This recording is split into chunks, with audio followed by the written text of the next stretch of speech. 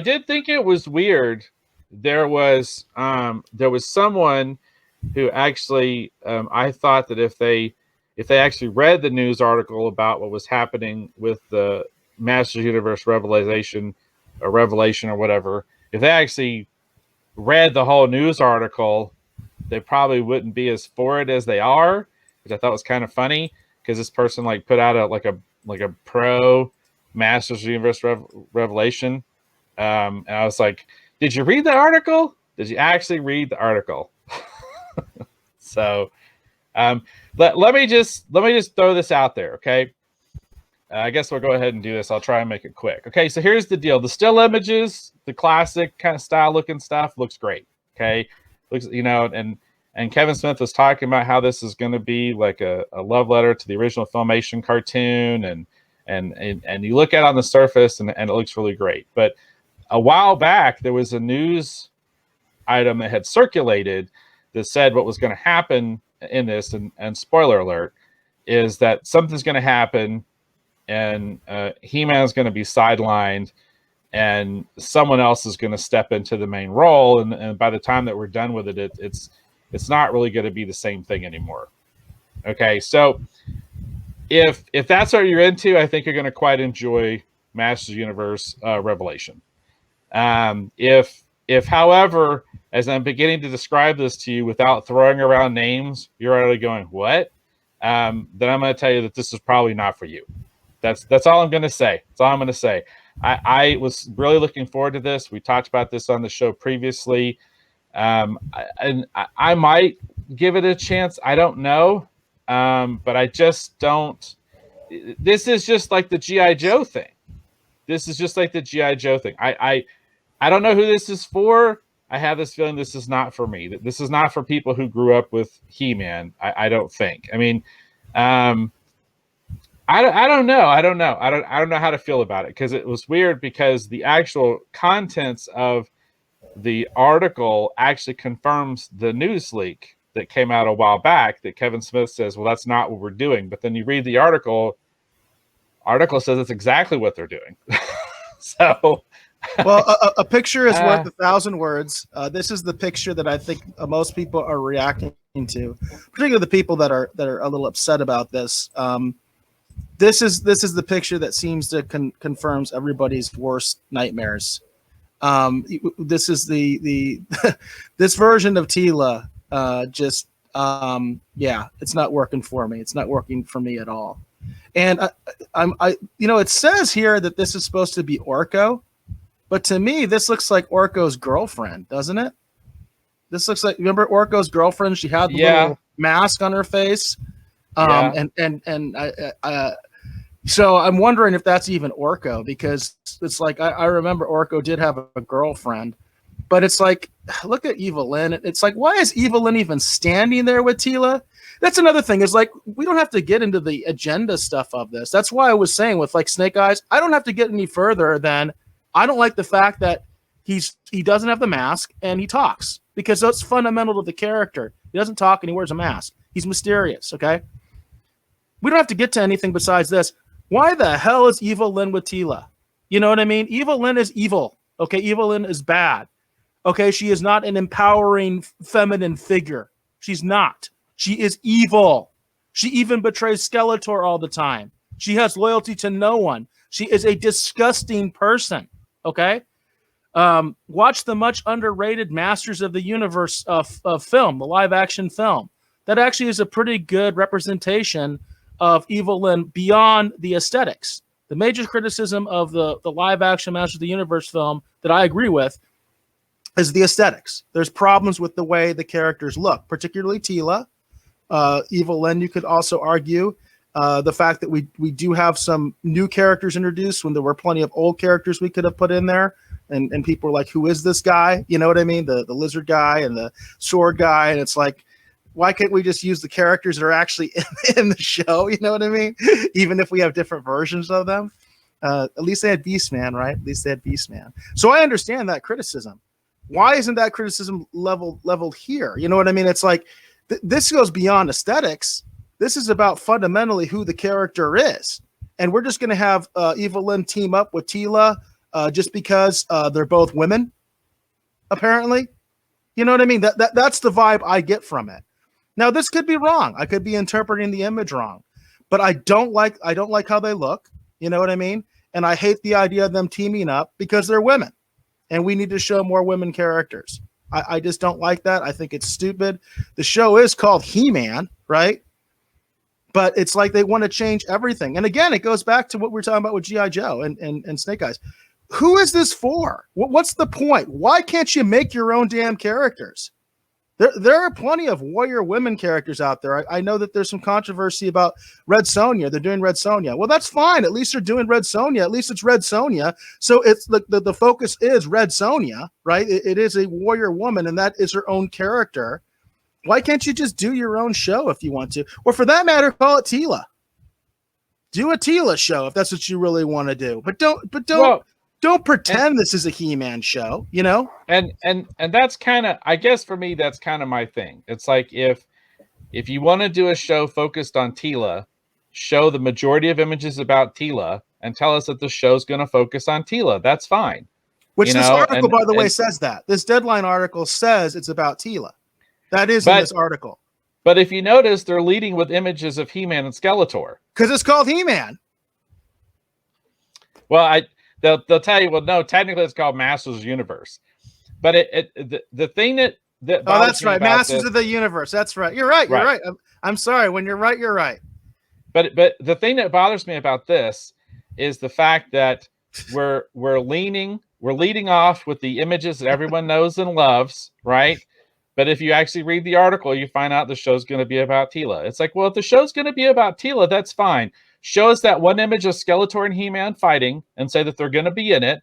And then show us the rest of the images with this new interpretation of Teela and just tell us it's about Teela picking up the power sword and carrying on for He-Man. Like, why don't you just, because they know none of us are going to watch that. They need to hook us. You know what I mean? That's the whole idea. That's what people are saying. They need to hook you. And the idea is they might be able to do that. In the first 15 minutes, they're feeling like they can hook you. Because the first 15 minutes, as I understand it, is like a total homage, and it's going to feel like it's a direct filmation episode. And that's what they're going to do. Give you the feels, and then all of a sudden you're trapped. And you feel like, well, that part was good. Maybe they'll come back to it at some point. You know what I mean? Right. It's pathetic what they're doing. I think it's pathetic. I, for one, hard pass. I will not be reviewing this. I won't be talking about it other than to make fun of it or something like that, or what I hear other people saying. Well, my whole thing with this is, based on what I'm reading, as more information comes out, I'll make a determination at that time.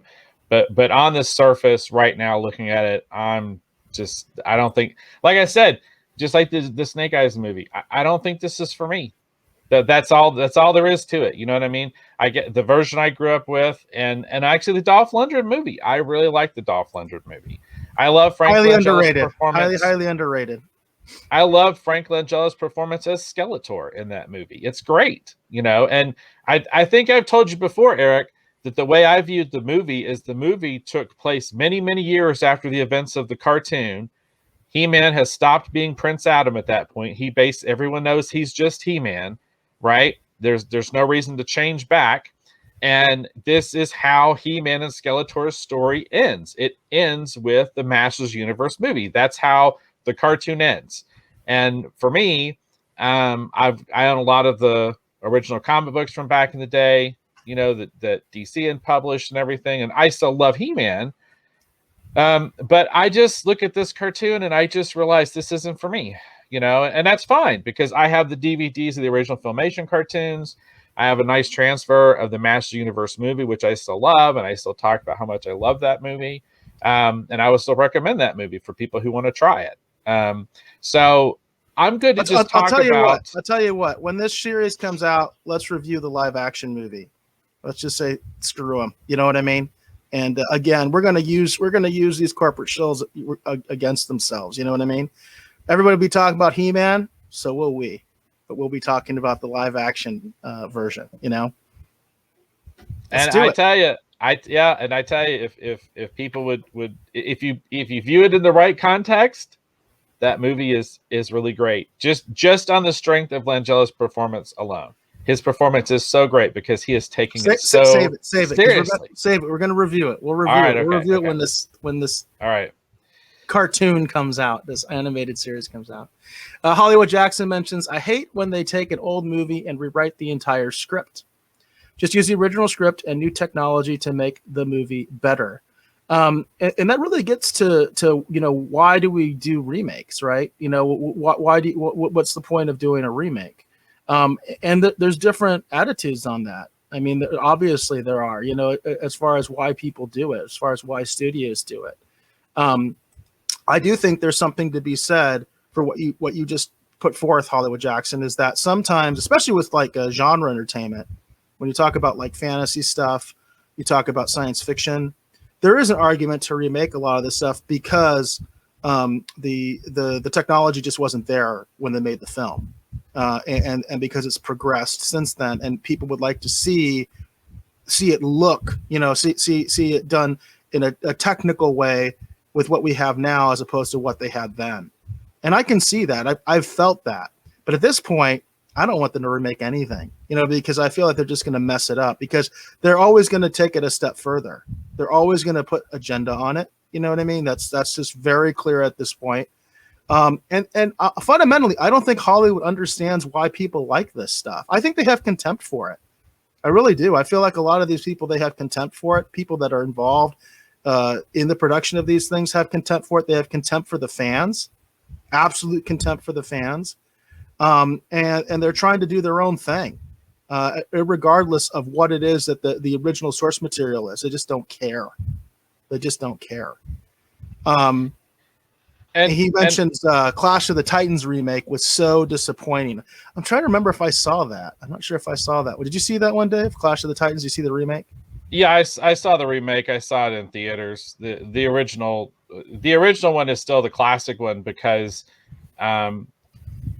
it's just, even though it has its problems, the between the stop motion animation and the storytelling, specifically with like Caliban and stuff, like it's just, I feel like it's just a far superior interpretation of the source material, because we're pulling that from mythology, and the other one, the new one, that's okay, and that's kind of, it's just like a lot of this stuff I watch now. It's like, that's okay, it's not, but it doesn't, it's sometimes I feel like sometimes this stuff is missing the heart that a lot of times the originals had, and I don't know. I don't know if it's a disconnect. I don't know if it, in all honesty, Eric, it may just be like a complete cultural shift. It's just the fact, like, if, for example, I'm coming to talk about my own, revelation. I'm coming to the point where I feel like that, the studios, for whatever reason, they're trying so hard to find a new audience that they are okay with leaving the old audience behind. And I'm coming to my own revelation where I'm like, I'm fine with that. If it's not for me, it's not for me. And I have no problem with that, except why are you using the old IP? I mean, because it seems almost like seems almost counterintuitive. But then again, when you see stuff like, for instance, like Magnum PI, and somehow that becomes successful, or Hawaii Five-0, and has nothing to do with the source material whatsoever, but they're able to use the name. The only conclusion I can have is that people are dumb, and they will respond to the name. You know what I mean? And they know it. People will respond just to the name, even though it has nothing to do with the original stuff. They're like, oh, I've heard of that before. I'm going to watch it. Has nothing to do with the original show. It's not a continuation. It's not a sequel. Doesn't even have the same tone or anything like that. But they use the name and they get away with it. I always kind of felt like genre fans were a little smarter than that, but apparently not. I think, in all honesty, it's different. Again, like I said, it is a mindset and a culture shift, because when we were growing up, Eric, if the studios, whether it was television, film, whatever, if they went, hey, this thing is popular, then they tried to find a way to make a new iteration of it. And 9 times out of 10, not always, but 9 times out of 10, it would be a continuation, right? Like that's normally what they did, right? They were trying to find a way to take that formula that people liked and just make more of it, right? And sometimes they go, oh well, this takes place 10 years after the last thing you saw, or this takes place in the far future of the thing you saw. Like they're always trying to continue that thing that people liked. Now the goal is, oh, people like that. Well, let's just make a, I don't know, let's change this, let's change that. We'll just make a new one. Let's find a way to, it's just like a weird change. There was, but that did exist, but they did it differently back then. So what they did back in the day was spinoffs. So they would take a completely different concept and they would introduce it on another show, and then they would have a spinoff. And the format oftentimes was completely different than the actual source show. Like think about how different, for instance, Different Strokes is from The Facts of Life, right? Totally different situations, right? The Different Strokes is based on that sort of, interracial family, right? And the situation there. The Facts of Life is just a bunch of girls. You know what I mean? Just a bunch of girls in a boarding school. But what they did was they took the popularity of one show to make the other. And they had a loose connection because characters had been on each other's shows. But then after that, it was gone. You know what I mean? That it was its own thing. And a lot of people might not even remember that Facts of Life was a spinoff of Different Strokes. You know what I mean? So to me, that's much more in line with what they should be doing, and I'm fine with that. Just like what I was saying, like if you want to make a Tila show, make a Tila show and say it's a Tila show. You know what I mean? Yeah. It's Tila and her friends, whatever you want to call it. You know what I mean? And just do it that way, and it can be completely different. Everybody knows from the get-go pretty much what this is, and they're just like, you can take it or leave it. And if they want to leave me far behind, hey, they have every opportunity to do that. I think it's stupid. I think it's stupid to lose half your audience just because you don't want them anymore because of your agenda. I think that's completely foolish. I don't know how you can run a business that way. Oh, that's right. Viacom CBS is basically going out of business. They're going bankrupt. There's rumors all over the place that they're going to be bought out any day now. You know what I mean? Oh, that's right. Their stock is plummeting like crazy. That's right. It doesn't work. You know what I mean? So I don't know what else to say about it. Yeah, it's yeah. Well, like I said, as far as me going forward, because with the format change and everything we're doing, my goal, hopefully moving forward, is to more recommend things I like, and to just not talk about things I don't. And I feel like that, like I said, it's just if they want to do a continuation and they want to focus on a different character, that's fine. But don't give us 5 images of He-Man and Skeletor, 1 image of Tila, and then tell me this is a Tila show. Why don't you give me 4 images of Tila teaming up with Evelyn, right?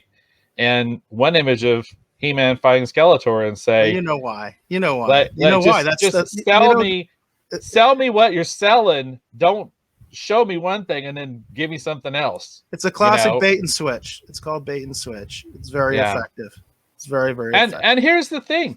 I'm open-minded. If you told me it was a Tila show from the jump, I'd be like, yeah, okay, sure, I'll check it out. But now that you're trying to tell me, oh, it's He-Man, and then you go, but really it's Tila, it's like, well, no, I'm good. Like I said, the movie wraps it all up. I showed you the pictures. You can judge on your own what those pictures were geared towards.